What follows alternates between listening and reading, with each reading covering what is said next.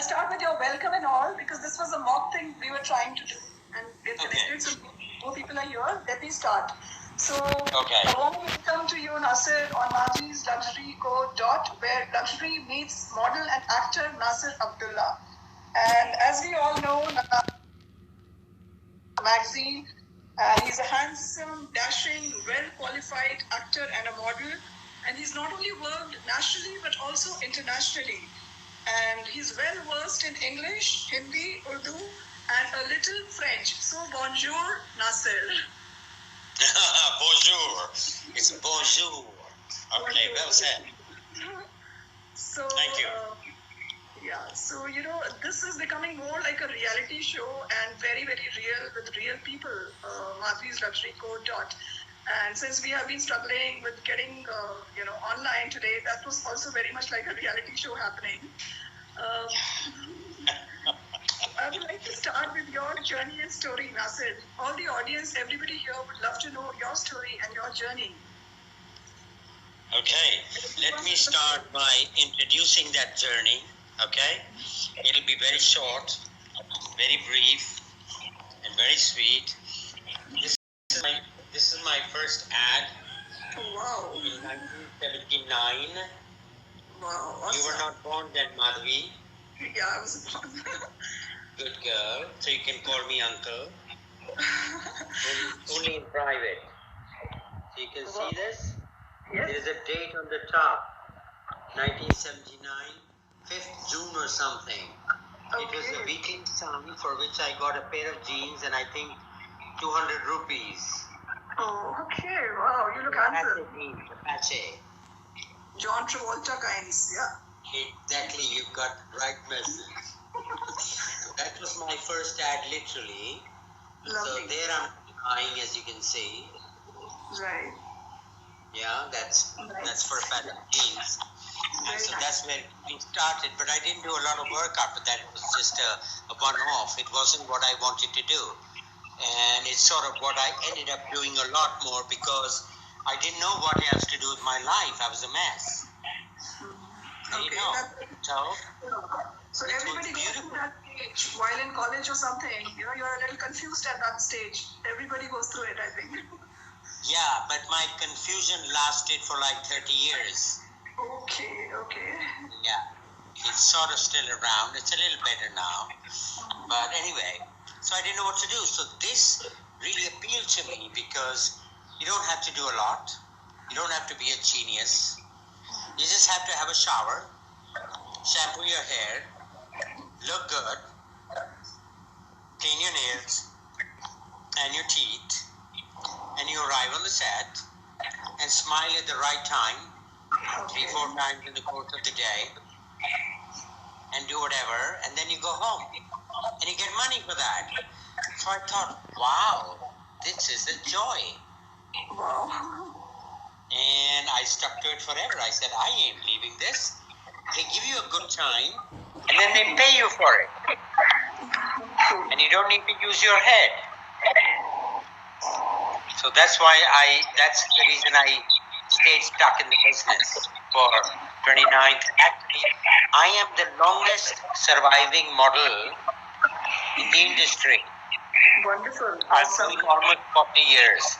In the next 2 or 3 years, it'll be 40 years. Wow, that's awesome. Lovely. See, 1979, 89, 99, 2009, 2009. No, I've done 41 years. I've crossed 41 years. 1979, first ad. Okay? Okay, right. 89, 99, 2009, 2019. Wow. And one more year. So 41 years I've been, and I still do it. Good long time. And I think you've seen the earlier generation as well as the new generation in the modeling. Yes. Yeah. And I just recently stopped to dye my hair, to tint my hair. It was during the lockdown. I couldn't have a... Right, yeah. So it's a lockdown right now. Everyone is... Yeah, so the white was showing and the white was really growing, here. So I had a haircut to leave only the whites on. And I said, let's go white. I went white. just about 8 days ago. And it's nice, you know. Good. It's like a salt and pepper look, so you can very well carry this also very nicely. Yeah, let me correct you. It's not salt and pepper, it's only salt. The pepper you see, honey, the pepper you see is from the past. Hair dyes, the leftover hair dye from the past. It's all salt. It is like the Kanchenjunga, the peaks, the Himalayan peaks. It's like Everest. It's all white. Maybe if you look with a magnifying glass, you might find 3 strands of black hair. And I'm okay with that. I'm okay. So what you see, the darker hair, is the leftover from the former, you know, the coloring of the hair. I'm happy to speak the truth. It's nice to speak the truth and let the people know that I'm not worried about this aging thing. You know, everybody wants to look young, sure. So. But that's a very good message at the same time, that you should be confident about your age and, why hide your age, you know? Yeah, true. But then there is a truth about it, that there is something about white hair. It makes you somewhere look older by 11 to 15 years or 20 years. Yeah? So that's a fact. So my brother, for example, he stopped dyeing his hair 30 years ago. And we were having a fight, so I was throwing stones at him, little stones, in the garden outside our house. So some local people from the market, they were walking down, they saw this. And they met me in the market later, and they said, "Wait, Nasir, you apne baap pe patthar phek raha tha?" They thought it was my father because he had grey hair. I said, "Mera baap nahi hai, mera bhai hai. He's only 2 years older than me." Right. So they freaked. But this is how they see people. Right, true. That's right. So most people, they happen to tint their hair, and I don't blame them. I tinted them for like 25 years or more. It was okay. But now I'm a little bored, and I said, to hell with it. It's okay. Because we must remember one more thing, that the tint is not very good for the scalp and the skin. That's right. That's true. You must have heard that too. And then you also keep experimenting in life, you know. You also want to see that how actually you look. What's your age? Maybe, you know, you want to try that as well. An experiment. Yeah. And also I wanted to stop having to work too hard to look sort of younger and attractive, so-called attractive. So I thought, let it go. The lady who loves me is there somewhere, and she will find me and say, "Nasir, I love you, irrespective of your gray hair." Yeah, but that's really nice to know, Nasir, because I believe in the Bollywood industry, there are a lot of insecurities among film stars and Bollywood heroes and actresses. You know, they don't want to live, they don't want to look old ever in their life. They want to always stay young forever, you know. So you're that's very nice to know from you, that you don't care much about it, and, you know. Yeah, I mean, yes and no. And it's okay to add some things to look a little more interesting. For example, if you're losing your hair, it's okay to wear some nice looking wig, which doesn't make you look like Madonna or something. But you know, it's okay to wear whatever works for you. It's nice. It accentuates your the personality. So it's okay to do that. But also, more than fit and healthy. So you've been able to maintain yourself very well compared to the other stars whom we see, who have grown over the period of time, and you know, they look so different than what they used to look in their youth. Because I think weight also makes a lot of difference. Yes, yeah, many things happen, and I think somewhere I've been blessed with the constitution that did not wither and age too fast. Because, for example, I still have a lot of hair, a reasonable amount of hair, and it's great. And you know, my father had it. Many things have remained kind of okay. I'm not that bloated up. I'm not that whatever. But I'm weak. I'm not very fit, but I'm reasonably okay. For my age, it's not too bad. But thank you. Your motivation. For sure. And I would like to come back to your Stephens days. I know you are from St. Stephen's College. My brothers happen to be from the same college, though they're much younger to you. But I want to know how was Stephens in those days, and it's changed drastically over the period of years now. But you've been from one of the most prestigious colleges of the country in those times.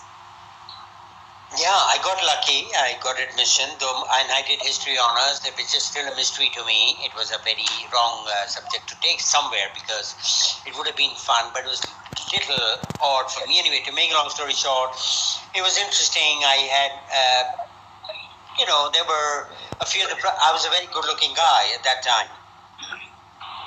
When I was 16 and a half. Now, I'm not forcing you to say that, but it's okay. But so there was a gang of gay men there who were after me. And because I look like Goldilocks. Not shaving yet, sweet face, a parting hair, bunch of hair, bunch of hair. Anyway, to make a long story short, it was a bit traumatic for me because this is something that really shook me up a bit somewhere it wasn't a big deal, but I got more scared than I needed to be, okay? So that was nice, but then it became a co-ed in my third year of the college. Okay, I didn't know that. Okay, yeah. Did it become co-ed? Stephens College, is it? Okay. Yeah, and it was great to see the ladies around, and some were really, really killer ladies. Not like looking like a cabaret artist or something, but they were like such deadly looking girls. One of them used to come on a motorbike, on a GTS, that Bobby bike. Okay. And on her chest, which was well endowed, there was the word guts, GUTS, guts. And she rode a GTS, so that was the bike, and on her front, on her headlights, it said GTS, guts. So I was like, and she used to come all the way from like 20 kilometers on a motorbike. Okay. College, amazing woman. Then I met her 30 years later, and she looked pretty much the same. And I said, amazing woman you are. I said, all of us worship you. With me, we were like, I'm sure. Yeah. It was fun. I got a royal certificate. It was much ahead in times even then, like as you were telling me about the gay thing happening at that time, in those times also, and the girl driving a bike and coming to college with all this, so it has been much ahead of times even in those days. Gee. Well, about the gayism has been in the world for like 45,000 years, and that's fine. But it's just that because. If I may ask you, Nasir, was it just the college, or is it also very prevalent in the Bollywood industry, modeling industry? As we get to hear, we don't know because we haven't been so close to the industry. Since you come from the industry. Are you talking about the gayism aspect? Yeah, was it just in the college or even later on in the industry? Is it very prevalent? I think it is everywhere, but in the industry, I was not. I didn't really have a problem as such. I didn't have a problem as such, but it is there. It is there. There are gay men in the fashion business. There are gay men in the film business.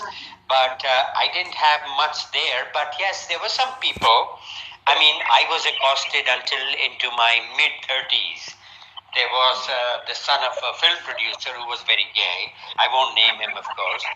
And he called me and, he wanted to go out with me and whatever. And I said, no, man, I can't. I'm already traumatized from my college days and I can't do that. So anyway, it is there.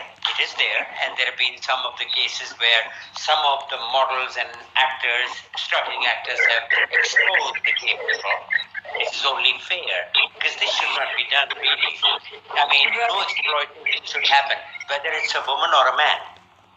Right, true. Women have had to sleep with men all throughout. Sometimes I wish I was a woman.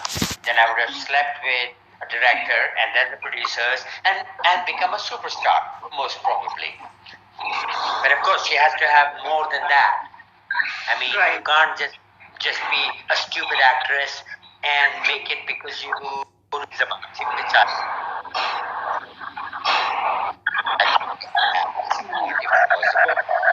So yeah, it is there, and yeah, I mean, I mean, it's just that I got traumatized unnecessarily as a youngster. You know, I was only 17. That's really. I was already a very inhibited, shy guy somewhere. And that's another story, but we don't want to go there because my sisters used to tease me, my elder ones, somehow a bit. But that's. I think you need to be closer to the network. You need to be a bit closer to the network. You need to be a bit closer to the network. Oh, I am closer to the network now. Yeah, is it bad? No, it's fine. Was it bad? In between, just for a second, but now it's fine. Okay.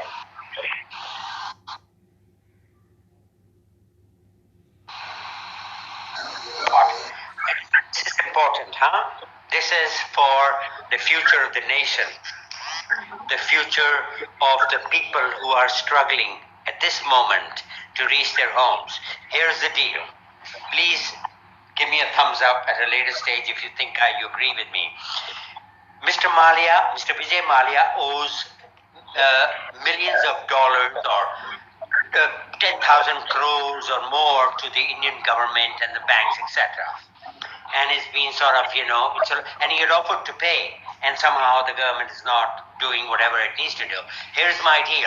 If the present government is not able,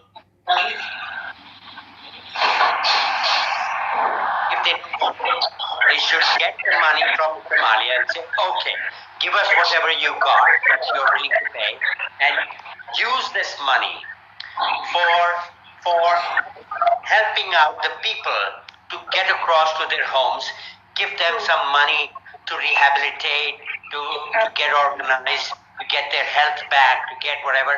Do it. So it's free money. It's not the BJP money. It's not the Congress money. Mr. Mallya has been ready to pay. Use this money to deal with this unprecedented, terrible calamity that has happened to the migrant laborers for no fault of theirs. And it is the responsibility of the government to do things for those who are afflicted. Like when there's an earthquake, it's not their fault, but the government goes into action, right? They take people out of the buildings and the debris and the bottom of the well. Do it. Take this money. It's free. It's like 9,000 crores or 19,000 crores. I don't even know. Just imagine how much it will transform the lives of so many people, provided the people distributing the money are not actually corrupt and they don't pocket the money for themselves, which happens apparently a lot in India. But imagine, they can call Mr. Mallya and say, send the money now. Right. True. And overnight it will come. It's not a big deal. And use this money for the laborers. I'm not saying give me some money. Well, give me some money in case you think it's a good idea. So reward me for giving you this idea. Give me a couple of lakhs. Right. Five or six. But send the money to these guys. Help them out for the buses, for the tractors, for whatever modes of the transport, for the bullock carts. I don't know. Auto rickshaws, trucks. Give it to them. Use it for them. Everybody will agree with you and will be on this with you. I'm sure everyone, will agree with what you're saying.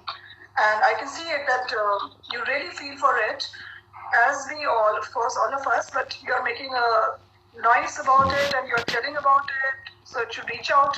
I hope it reaches out. Yeah, and I'm not asking the government to ask some don outside in Dubai or some underworld guy. No, this is money owed to the nation. This money owed to us, not me, but to the people of the nation. There are salaries for the Kingfisher employees, and there is a lot of money owed. There's been a lot of hera-pheri, discrepancies, hoodwinking, kind of a cheating. Give this money. Call him and say, Mallya, send your mal here. Mal, Malia, here. Send it here. So definitely, definitely we are going to come on the current situation and scenario. We will come on this soon. And also because the audience wants to know a bit about your modeling days, your acting days, some of your ads that you did, some of the movies you did, which ones were your favorites? Okay, audience, I have to tell you a funny story. Two stories, very, very. That I was a very shy guy, I didn't know what to do, and I got lucky. I was a good-looking guy, so I began to do these ads and all. I was very shy, very nervous, but I managed. In my first ad, I looked like I'm about to be shot by a firing squad. I was so shy. So they had to cut off my face. Okay. It was for a catalog ad for underwears and vests for STC. And I was like, really like, then I managed to fake it. You have to make it work because you need the money and you want to work. You don't want to look like a fool. So I managed to get better and better. And they were saying in English, fake it until you make it. Right. So I faked it until I sort of made it. Okay, that's one that I managed. That's about my life. Okay. The second is I approached Hema Malini. She was doing a film. It was a copy of a film called Lace. It was a TV film. Incidentally, I had seen it. It's called Lace, a book by Shirley Conran. So she was and it was also Shah Rukh Khan's first film, by the way. His first film officially. So I went to meet her. I heard in some film magazine that she was on the lookout for two other men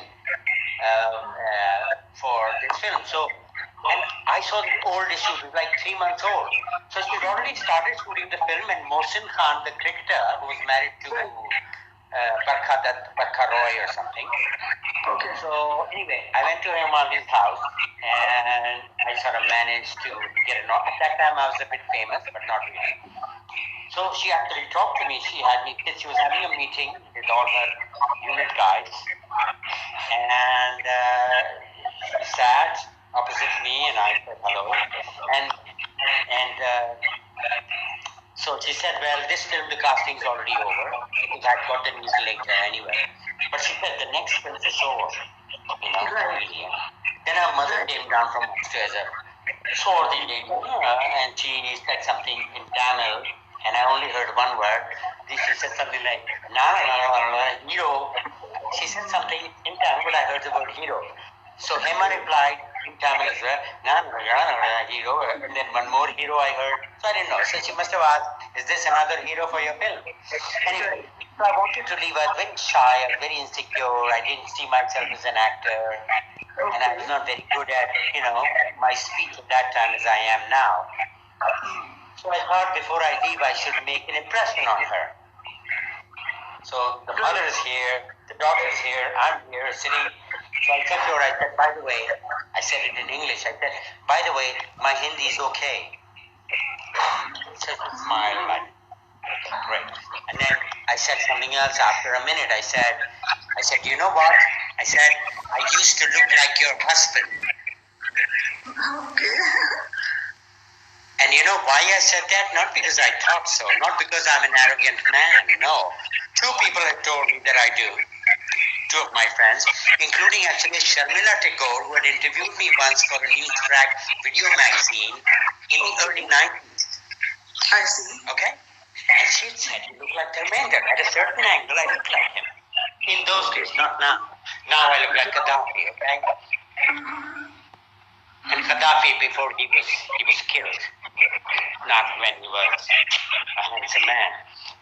And so I said this to her. Fortunately, she smiled. And and I thought, oh my God, have I gone too far? Anyway, so I left and I told my friends that I told Hema Malini this, and they said, you idiot, you stupid lout. You have destroyed all your chances, if there were any, for this film. He will obviously think you are a very arrogant, stupid man. Lo and behold, after a month, I was actually traveling on a holiday to the US via England. I had a call from my sister saying, Hema Malini wants to talk to me. I said, really? So I called her from Paris, and she said, we want you to do the part because Mohsin Khan being a Pakistani, refused the permission to work in India. So he had to leave. And because he had to leave, they had to find another good-looking guy. Right, yeah. That's how destiny gets you. Hard. So Sonu Walia was my love interest. Okay. So I had to shorten my trip and I had to rush back and do it. Then Hema Malini told me, and Isha Dior was like a little thing, you know? It was like 11.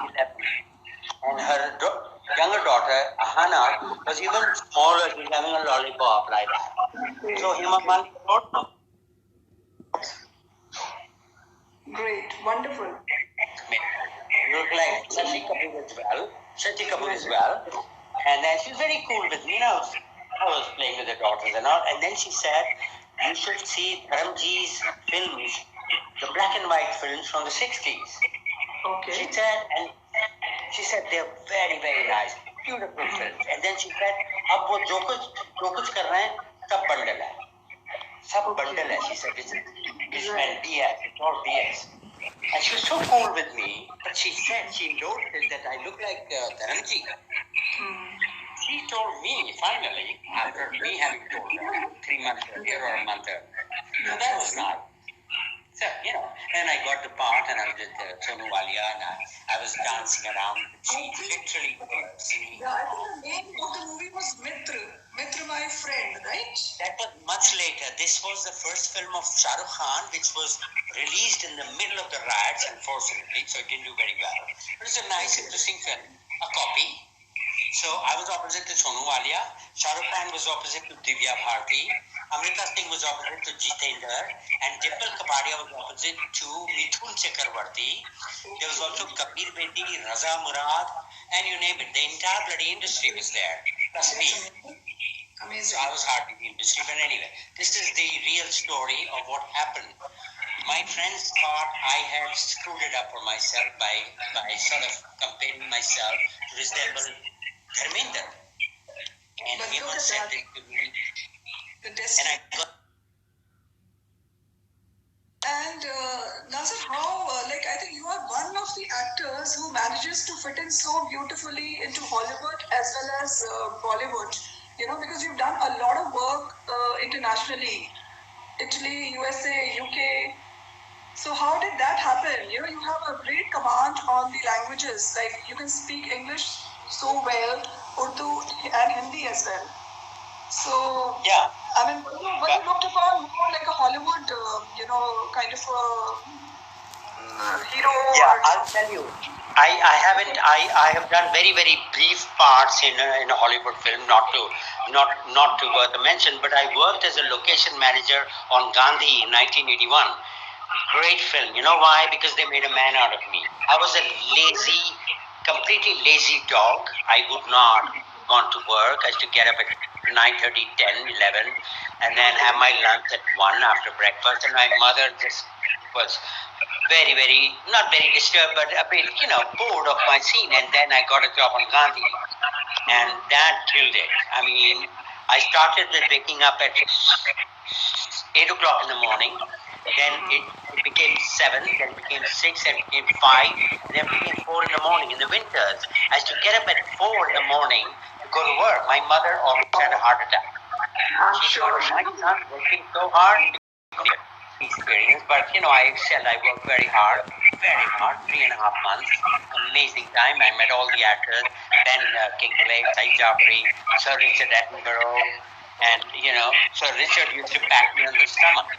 Say, well done, and they all know who's working well and who's not. What a great time. Then I worked on about 8-9 films behind the camera, some Italian films, a Canadian-Italian film called Kidnapped Princess, and another film, Italian, called Sis and the Prince of Dreams, and a famous film, very boring, called The Razor's Edge, which had Bill Murray and Saeed Jaffrey in it. But that was all behind the camera.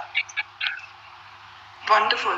Awesome. Some great work you seem to have done in the Hollywood as well as Bollywood, because most of the Bollywood heroes, I don't think so, they get so much opportunity and so much work in the Hollywood. So somehow that industry was able to connect with you and give you so many roles internationally. Actually, I didn't work so much as in facing the camera. As I said, I worked behind the camera, which was an incredibly gifted experience. I loved it because you are working hard as a person. And like I was the first one on the set and the last one to leave because I was in the production aspect, or I was an assistant director, one of the assistant directors. Yes, but the parts were normal. Even that kind of exposure, how many Indian industry people get to do? I think you've been still one of those very few industry people who got a chance to, do international work so much. Yeah, exactly. I got lucky, and what normally happens actually, Madhvi, is this. Once you do one film, then the next crew heading to do another film will hire the same people. Right. Because they get replaced from I think work is good. All the same people. So it was a lucky thing. So I got to work on about 6 or 7 films. I worked on Deepa Mehta's younger brother's film called Mehta at Large. Dilip Mehta, her brother, he was a famous photographer who got a huge award, the Times Award, for the coverage on the Bhopal gas tragedy and the riots after the Indira Gandhi assassination. So I worked on that as well. That is a documentary, small unit. Burning topics, both very burning topics. Yes. But this is what I want to do in my life now. I might as well inform you. I've informed you about what I feel about Mr. Malia's money being used to good advantage. And the government can take it easy. They're going very, very light on him. And he has offered to pay. That is the best part. So we should accept. And imagine the difference it will make. 9,000 crores or more. Can you imagine? 9,000 crores or more. They can definitely do a lot for every single migrant. Maybe he'll have 15 rupees each. But give it to him anyway.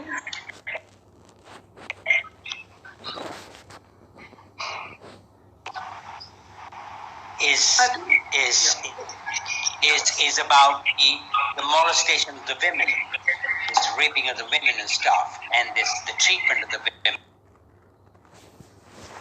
Lack of intent in the powers that be, in all the governments, the Congress, the BJP, the Aam Aadmi Party, the KGP, everybody, they've not been good about it. We need education.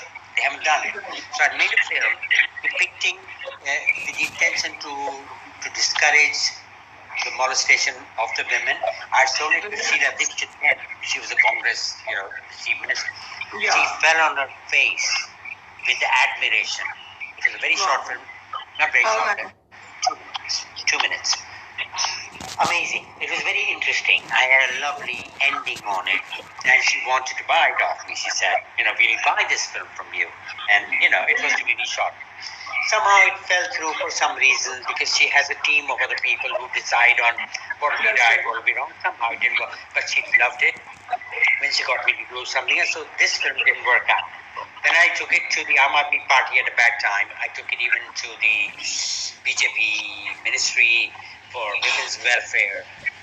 Unfortunately, for some reason, they didn't seem to. So, Ravi, this was always in you, Nasir, or do we see you as a social activist now more, or you're heading towards, being a social activist from Bollywood, acting and modeling? Yeah, well, Bollywood was sort of interesting. I very much enjoyed doing ads because they were short and sweet. In one day, they would be done. One ad in a day. 8 hours, finished. With all the gaps, with all the rest I wanted, I could have a nap in between. But what actually hit me was that I saw what was happening. I've got 2 of the sisters, right? 2 sisters. And I didn't like the way people used to look at them. I didn't like the way people used to look at other women, pass remark, very perverted, obscene, whatever comments. I thought that was very mean and made me feel very bad. And there was a cousin of mine who was almost abducted many years ago now, about 18 or less, and that left an inedible mark on my personality because I was there at that time. It didn't happen, thank God. Some people tried to abduct a sister of mine, obviously, and they weren't going to take her out for a coffee. That's for sure. They want more. So that left me very, very disturbed. And I thought I should do something on this. So when the Nirbhaya incident happened, there must be something there. Then I made a film within a few days through my friends' help, and gave it to Addiction to watch. She fell on her face. She called me at the Mantralaya with a special path, zoom in and out.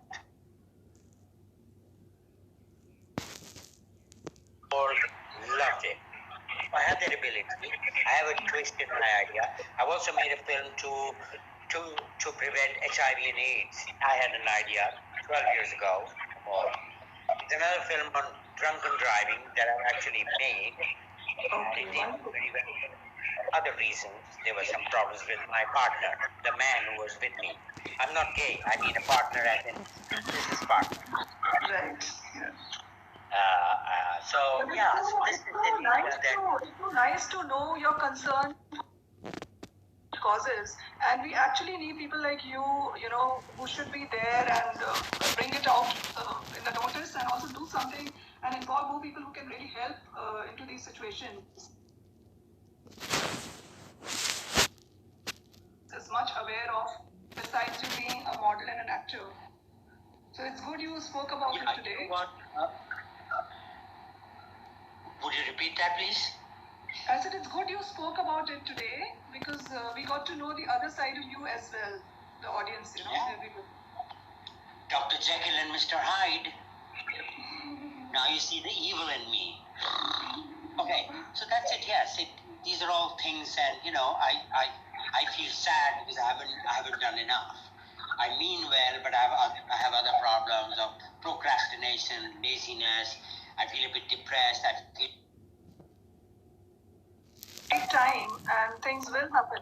Since you already have it in your mind and you want to make a difference, you want to do things, into this area, I'm sure things will happen. They may take some time, as long as that thing is in your mind.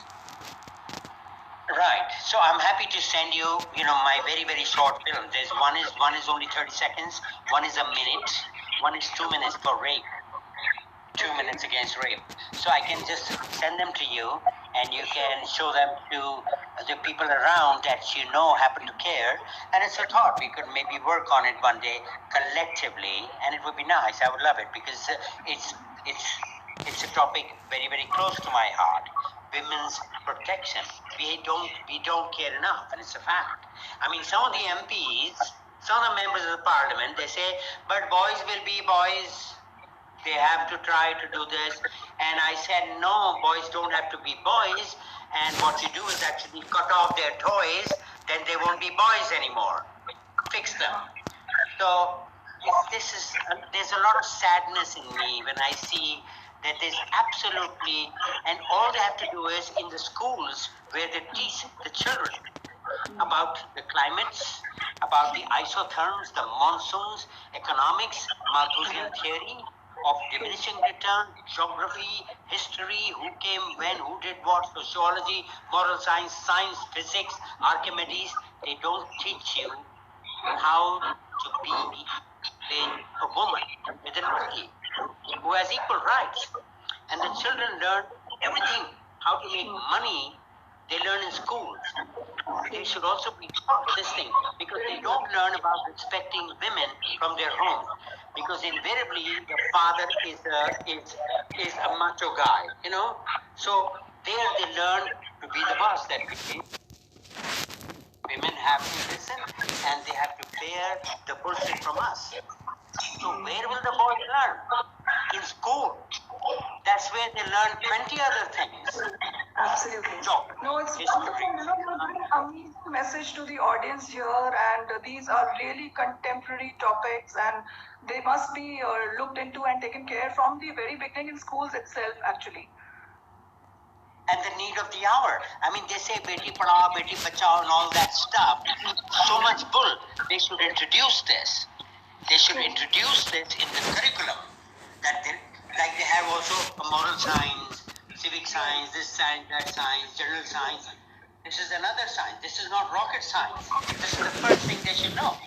That the lady sitting next to you on the bench in the classroom is your sister.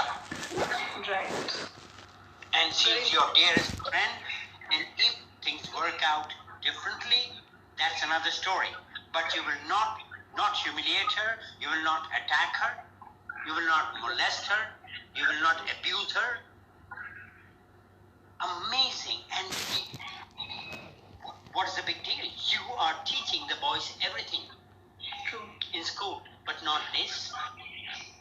To respect their co-existing partners who have the same rights by universal law. It's not there. They don't care. Boys will be boys. And so this makes me respect you even more. You know, the respect for women. I think every man should respect a woman. There should be no discrimination between a girl and a boy. And absolutely. Absolutely. I mean, it goes without saying. Unfortunately, you are having to say it. But it is understood. It should be understood. True. It is a product, the woman is a product of the love between her mother and her father. And there is a sanction of divine sanction. This is what it is. I mean, there is no other thing. They are no different. Yeah. And also, Nasir, the audience would like to know also about your crossover films. There are some crossover films that you have done. So what's about these kind of films? If you can mention something. Yeah, I got lucky. I did a film called Mitra, My Friend. It was in America, filmed there, and because I had this very exquisite accent, which I didn't know about very much, I got the job. And it seemed like I lived in America. I did, and I only visited. Anyway, to make a long story short, this was filmed in 2002 and directed by Revati. I played husband to two famous actresses' niece, Padmini and Ragini. They're very famous South Indian actresses. They were really beautiful, and she was there. I see. Considered husband and a father of a 17-year-old girl, and I got lucky. It was very simple, no songs, no dances. The music was added after the film was made. Amazing. And it got 3 national awards. 3.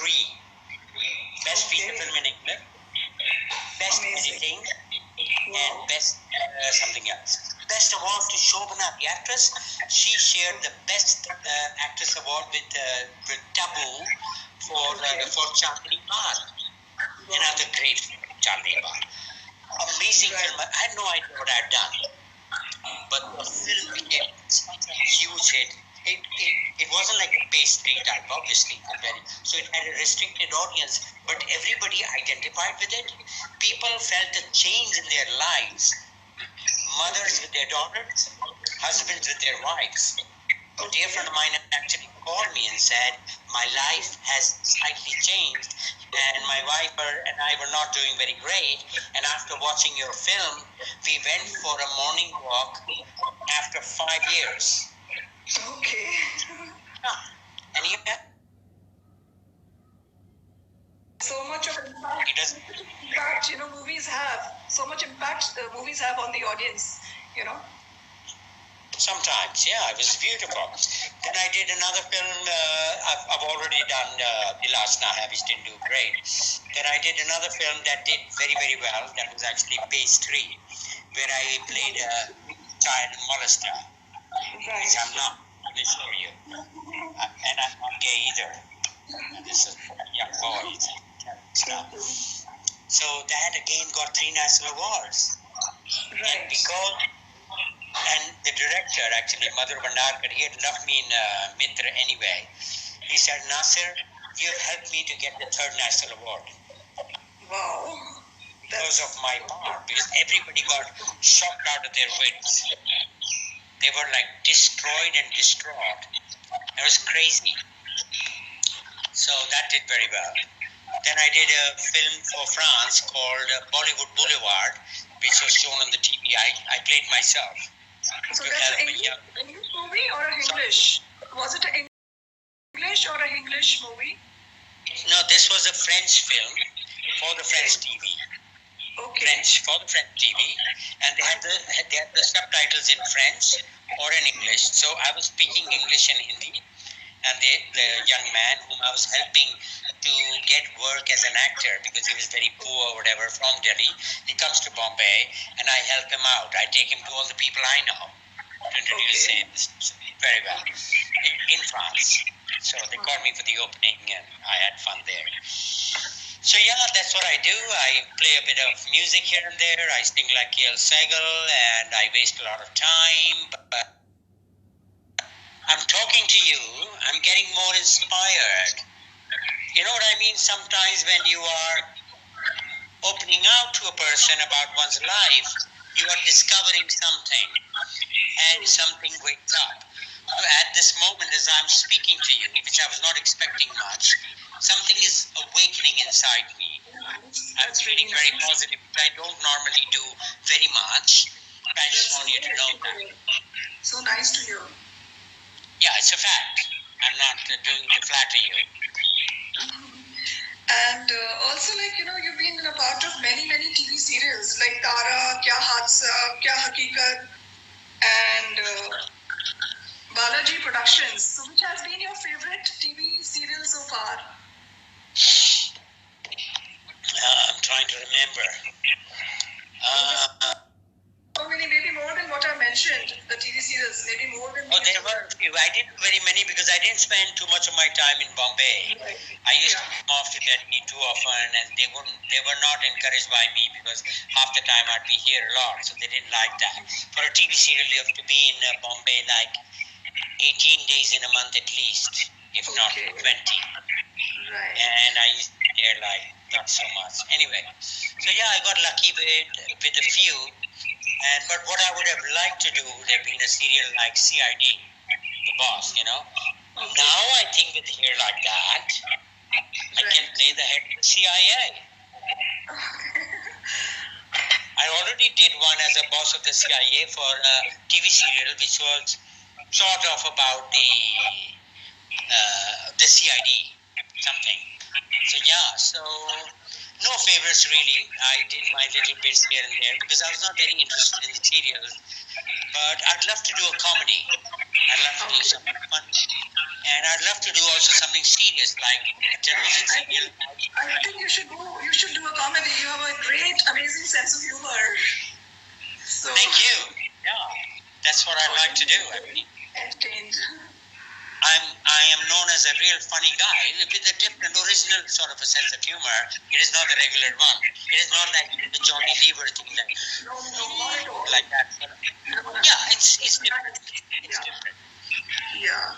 And what about your favorite movie that you've done? Any of your favorite movie? Out of so many movies, I cannot even mention all those. It's a big list of movies that you've done. I think Mitra, my friend, was very nice and interesting. It was a proper film, minus all the glamour, no violence, no running around the trees, no beating up, no rape scenes, no molestation, no villain, no criminal activity, nothing.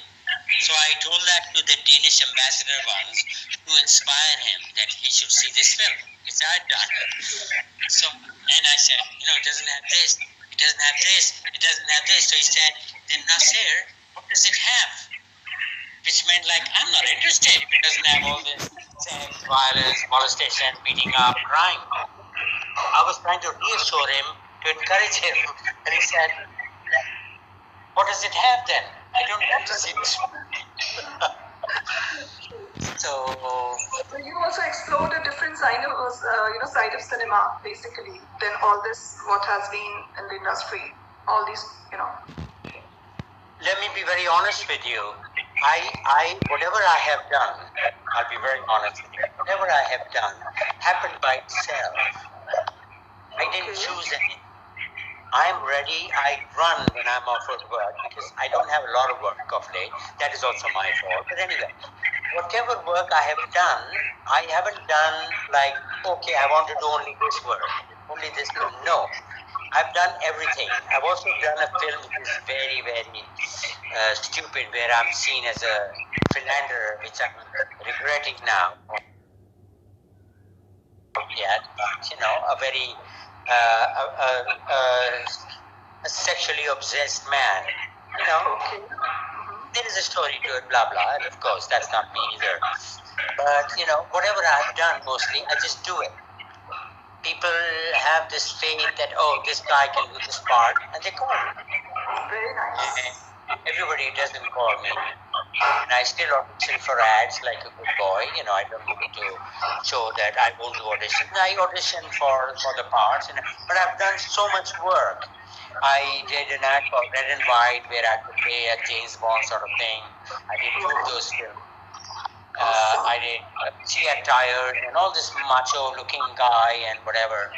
And it was great fun, and I was jumping off jeeps and explosions, and I was jumping off rocks, and I loved it. And now it isn't so easy for me to jump around because I'll end up in hospital with a spinal injury now. But that was, I'm speaking of over 20 years ago when I used to be still fairly agile. And besides movies and TV serials, I believe you also started your own restaurant called Al Kausar. Yes, my God, that was actually my aunt's restaurant. It's on the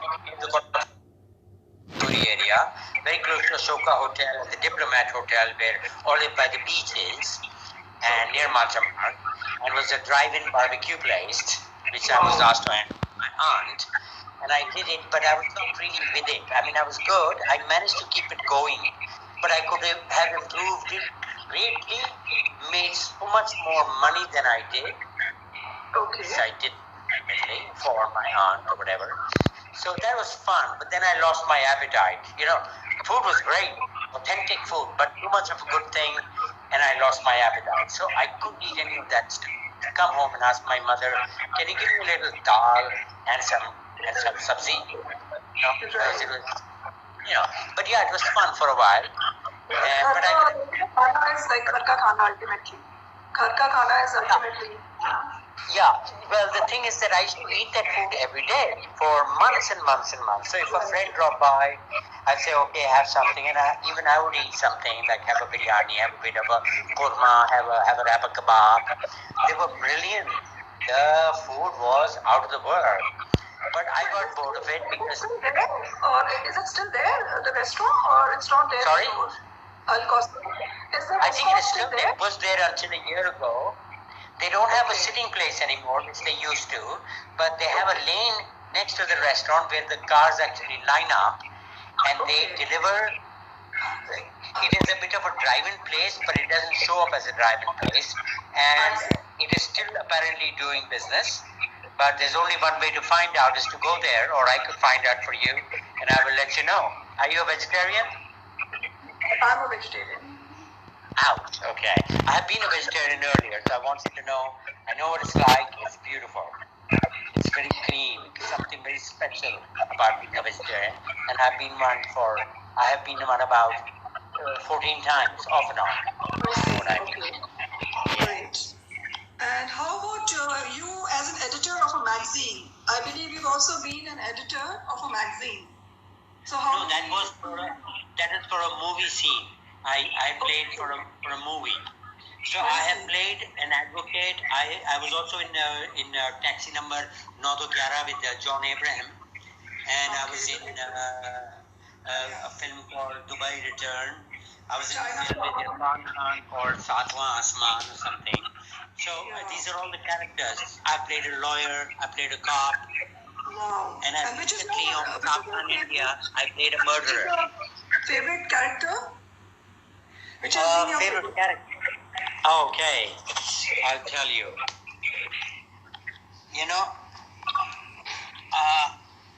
I think again I'll go back to Mitra, my friend. Okay. That was like something really smooth and nice that happened, because that's my kind of a film. Because I don't like to dance. I don't like to kiss the screen. I don't like to rape or molest a woman. I don't mind fighting a bit, But, so this was all very nicely done. It was authentic, it was real, and, I enjoyed doing it. And it was in America. I was very easygoing, nice people to work with, no heavy stuff, no Govinda type dancing or Akshay Kumar thing. It's great, So that was again my favorite part in a way. But I enjoyed my part with Sonu Walia and Dil Asna Hai, Shah Rukh Khan's first film again. But what happened is this film that I did with him took so long to make and to release that he in the meantime had to complete another film called Deewana. Okay. He started working on the other film first, but they released another film of his first, so they couldn't introduce him anymore in that film. So they introduced me. So my name happened to come up on the screen those days, and introducing Nasir Abdullah. And I had fun, and Hema Malini was very pleased with me. Right. So that's nice. One of some of the good memories of some good work. Like her husband. So you know what I mean. So there's a special request from my sister, whom you happened to meet in Mumbai, JW Marriott. We had a good time once in the evening for the book launch by her, and it was, we all were there. Shivani Kashyap, you were there, I was there, Ratika, and Sayali Bhagat, all of us together. Yes, I remember. Yeah, so if you can sing a song, whichever is your favorite song, you have a good voice, and we've heard you in the past. Okay, goodness me. You have disappeared.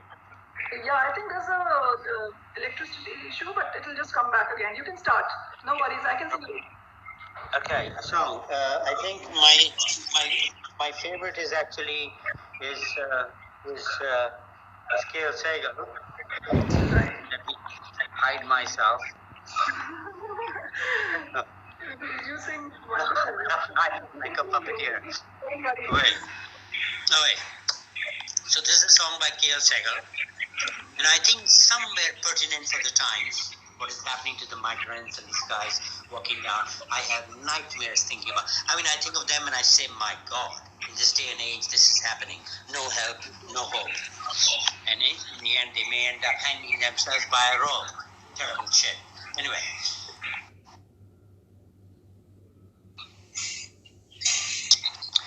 Diya Jalao. Diya Jalao by K.L. Sehgal, 1936. Before any one of us were born, even before your father was born, or your mother. Okay.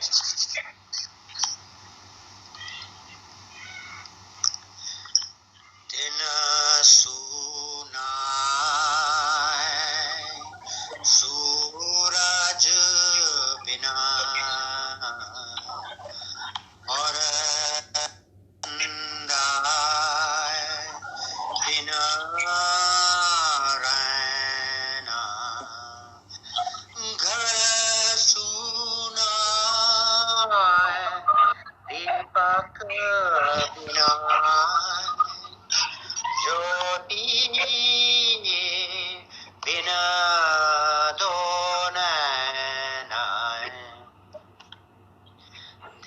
Jala, oh jagamaga, jagamaga, diya jala, oh jagamaga, jagamaga, diya jalao, diya jalao, diya manao, diya jalao, diya manao, jagamaga, jagamaga, jagamaga, jagamaga, diya jalao. सरस सुहागना सरस सुहागना सुनरी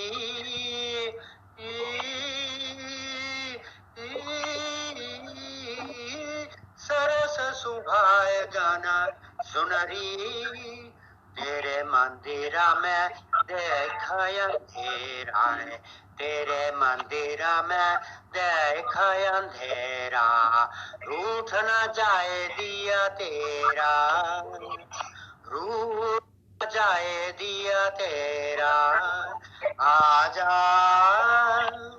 दिया जलाओ दिया मनाओ दिया जलाओ दिया Diya manavo, Jagamaga, Jagamaga, Jagamaga, Jagamaga, Diya jalao.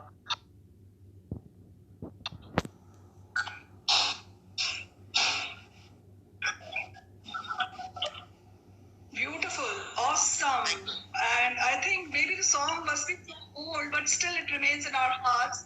And I hope this time comes soon that everything gets all right, back to normal, and we are actually able to Diya Jalao.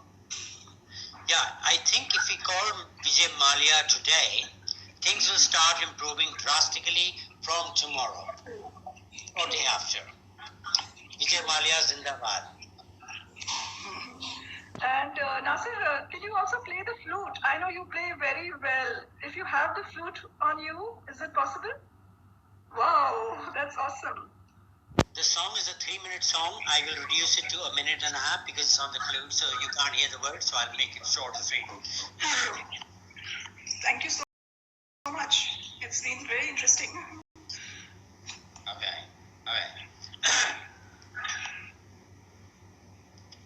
The song is Piya To Se Naina Lage Re by Lata Mangeshkar from the film Guide. It's a very famous song. All the women know it. They all love it. That's why I only play this because I want all the women to love me, not the men. It's even now.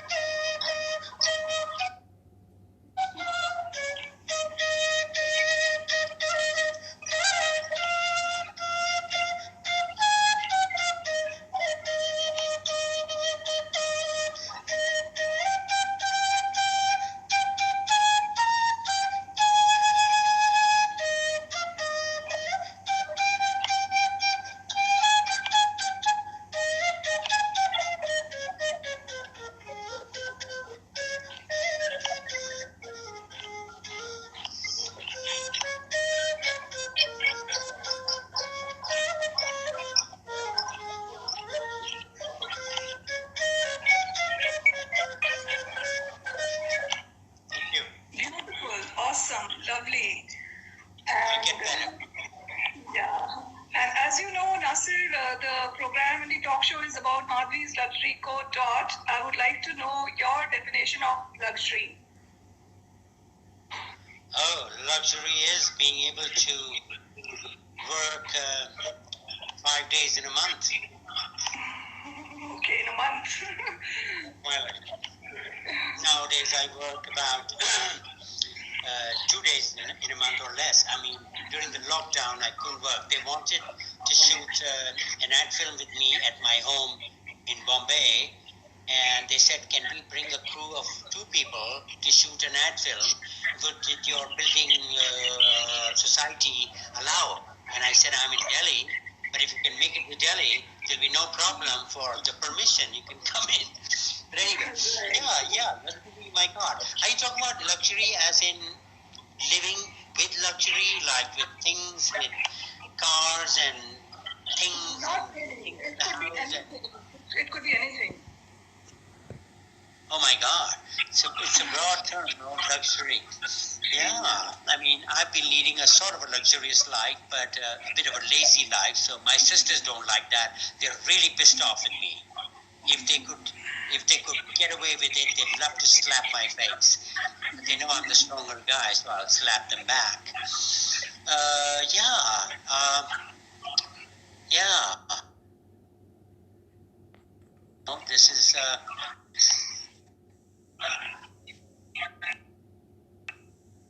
luxury. My God, suddenly I can't define it. Would you define it for me? You're the boss, my God. You're the epitome of what you find it very well. It's like for luxury for you is basically working 2 days or 3 days in a month. So that's perfectly fine. That's perfectly fine. Yeah, and now I'm finding that boring. Yeah, so there is a question from the audience for you, Nasir, and of course it is Manu Katsar who had written Stephen's Canteen was unbeatable.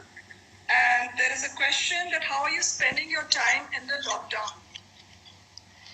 Well, almost luxuriously, but to be honest, actually, the answer to the question is my older brother was a bit unwell earlier on, and he was in hospital for about 3 weeks in the middle of the lockdown, before the lockdown was introduced. So visiting him every day. Then my younger sister had a bit of a disc problem, so I was visiting her literally every day. So hanging around with her. So I was in hospital, not as a sick man, but as an attendant. So I've been living the life of an attendant often enough, but resting well, nothing heavy, no heavy trauma. But it has been, a bit of a challenging time. But yeah, so I'm okay. And since I'm not used to working much, it didn't feel too bad. People who are used to working on a daily basis, they are getting very, very disturbed and alarmed and depressed and harassed and traumatized and you name it. But I'm not doing too badly because I'm used to being suitably unemployed. So it was lovely and amazing having you here on the show. And the last thing I would like to ask you is your message to the audience. What would be your message to the audience? Goodness me, yes. I think audience friends, and I'm saying this as a new thing, I think we have all made a discovery and we're all trying to put our finger on it, but somehow this COVID-19, this virus, has made us realize, I mean, many truths are facing us now, that somewhere we're all one, because we are all affected by this, irrespective of whether we are OBE or SC or scheduled caste or this caste or that caste, or we are from Donald Trump's family. It doesn't care. It doesn't care. You know why? Because all of us are the same, really. It's very important to see that. Very important to do that, because somewhere this need of trying to isolate yourself as being special and the other person being not so special, which we all do. I do it. I think I'm a great guy. Other people are stupid. But to become cruel in that area. For example, one example is, look what the government is doing. They don't care much at all about the poor migrants heading back or helping them out much. But they are helping out the Indians stuck out of the country and bringing them in an airplane, getting them food and looking after them because they're paying money. So this differentiation maybe needs to go, and I think this is the message that the virus has brought, which I am saying out through my mouth. But this is not my message. This is possibly the message brought out for everybody to view by the virus, by this strange, like a calamity that has hit us, that we're all the same.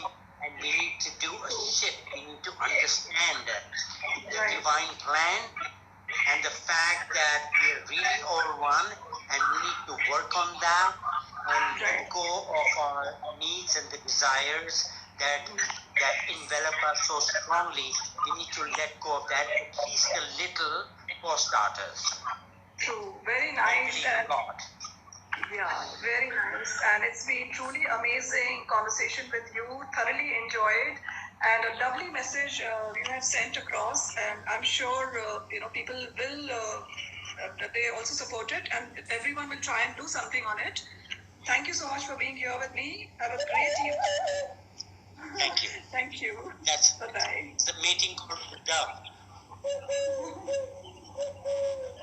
And they respond to me. I know how to talk to birds too. Another time. Wonderful. Thank you. Thank you. Thanks. Bye-bye. Here you go.